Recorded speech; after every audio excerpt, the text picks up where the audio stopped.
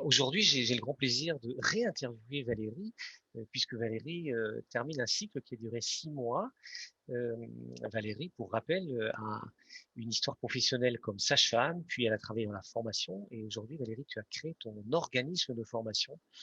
Et dans ce parcours de 6 mois, tu as participé à la fois à un accompagnement personnel avec moi, au mastermind, au groupe mastermind, et puis la formation consultant libre, qui est une formation asynchrone en ligne. Et je voudrais que tu nous parles de résultats. C'est-à-dire que si tu imagines comment tu étais il y a 6 mois et là où tu en es aujourd'hui, qu'est-ce que tu vois comme résultat concret que tu as sur la table?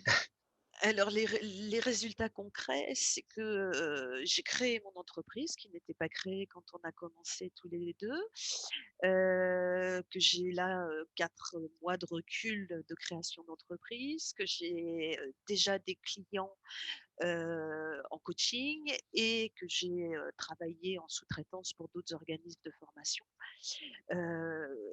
Et puis des résultats, de transformation personnelle. Il y a des résultats, pécuniaires et il y a des résultats de transformation.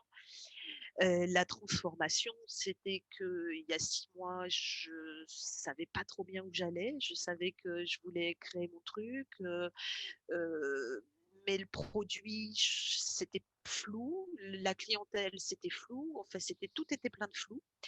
Et aujourd'hui, j'ai, un produit auquel je crois, dans lequel je me sens bien, que j'ai envie de mettre au monde, en tout cas de le porter, de le Ce vendre. produit, c'est quoi juste pour... Et un produit auquel je crois, même plusieurs avec une déclinaison. Et puis, le résultat, c'est aussi dans ma posture. Je pars quand même d'une posture de fonctionnaire de la fonction publique, passer par, le côté, salarié du privé et auto-entrepreneur, c'est quand même à chaque fois un changement de paradigme.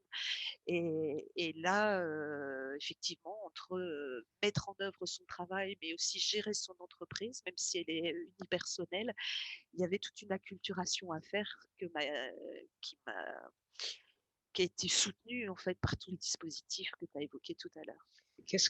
C'est quoi les grandes découvertes, les grandes appropriations en fait? Qu'est-ce que tu as mis dans ta dans, dans ton coffre à trésors dans ces 6 mois? C'est quoi ce que tu as maintenant? Alors le gros changement, c'est d'avoir réussi à devenir plus forte que mon imposteur. Parce que celui-ci, il était très grand, très musclé et il m'empêchait de faire beaucoup de choses. Et travailler sur mes peurs, ma légitimité, ça a été, le gros boulot de ces 6 derniers mois. Et c'est ça aussi qui est libérateur pour oser avancer et aller de l'avant et mettre son produit et croire en soi. Ça, c'était la grande révélation. Et je pense Comment t'as fait pour lui filer des baffes d'ailleurs à ton imposteur?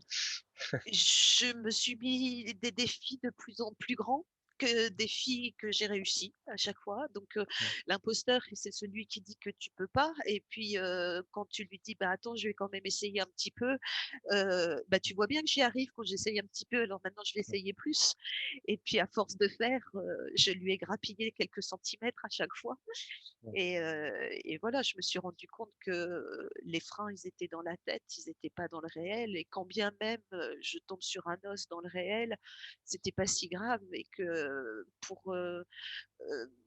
que malgré tout, même sur un os dans le réel, c'était intéressant de le regarder comme une situation d'apprentissage et j'ai beaucoup appris justement en regardant, les râteaux que j'ai pu prendre, qu'ils soient petits ou qu'ils soient un petit peu plus importants. C'est qu'est-ce que ça m'apprend et comment je suis meilleure la prochaine fois, ce qui marche très, très bien d'ailleurs. Est-ce que tu dirais que tu es vraiment maintenant sur ton chemin de consultant libre?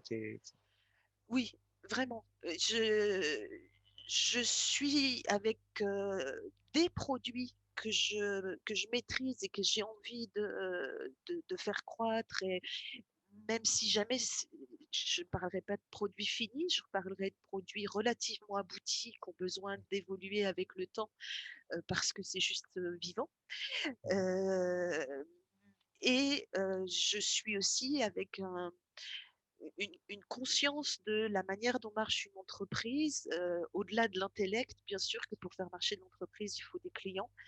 Maintenant, aller chercher ses clients au bon endroit, c'est toute une démarche, un apprentissage et encore une fois, une, un dépassement de soi sur ses limites qui sont dans la tête. Donc, tu as des produits, tu as des clients, tu as la compréhension de comment gérer ton entreprise.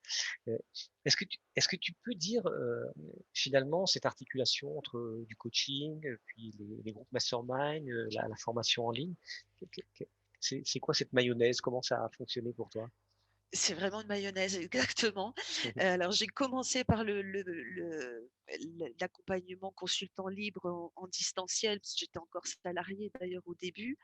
Ça a été surtout, le déclencheur, ce qui a mis le feu sous la marmite. Maintenant j'avais pas la recette. Donc c'était beaucoup quelque chose qui était, intellectuel, que je comprenais, mais qui pour moi était un travail préparatoire, mais que je ne m'appropriais pas oui, bah, que je ne m'appropriais pas vraiment.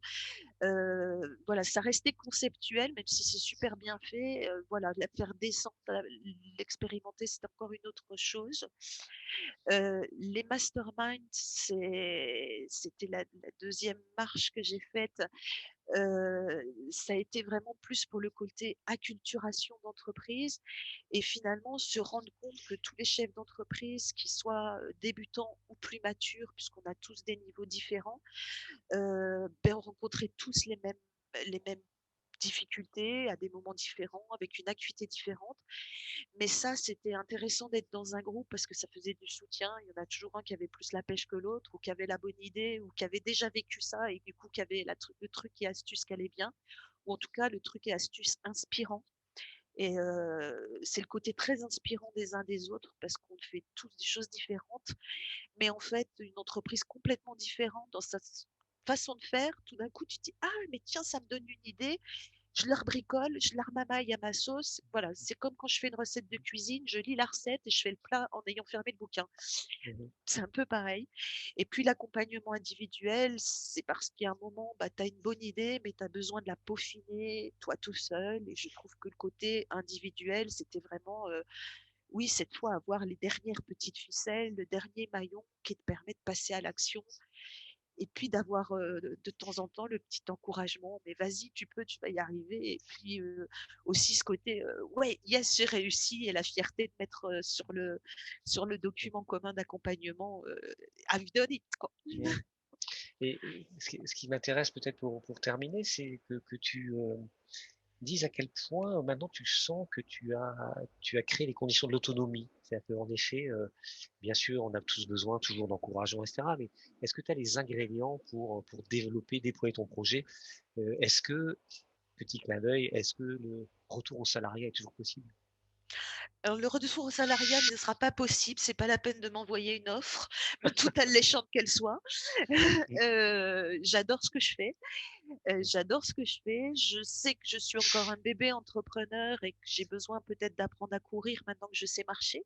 En tout cas, je sais que je suis stable sur mes 2 jambes, que je suis capable d'inventer des choses, que je suis capable d'accepter que ça marche pas aussi bien que je l'avais prévu, mais que j'en fais une situation d'apprentissage et que je peux faire mieux la fois d'après. Donc ouais, je me sens solide, même si je sais que, bah, plein de choses m'attendent encore et que c'est de la richesse à venir et puis, quand bien même j'ai un petit coup de mou, je sais aussi où aller, me ressourcer. Et, et donc, quel est juste pour finir quand même, le cœur de ton offre, c'est quoi aujourd'hui? Alors, le cœur de mon offre, c'est accompagner les personnes dans la gestion du stress, mais de façon durable. C'est-à-dire se sortir peut-être de certains enfermements qui nous font ressentir qu'on a une vie difficile et compliquée et que peut-être changer son regard en faisant le focus sur autre chose que la difficulté permet d'avoir une vie plus joyeuse. Ok, Voilà le cœur de l'offre. Et super. ça fonctionne parce que j'ai des Ça, très bons résultats de mes clients. ok, ça c'est le meilleur indicateur. Écoute, super, merci beaucoup Valérie pour ce témoignage. Et puis je mettrai sous la vidéo un lien ou un courriel pour te contacter sur la partie stress. Je pense qu'il y a beaucoup de gens qui ont besoin de toi. Avec grand plaisir, j'ai tout testé pendant ces 6 mois. Ok. Merci Valérie.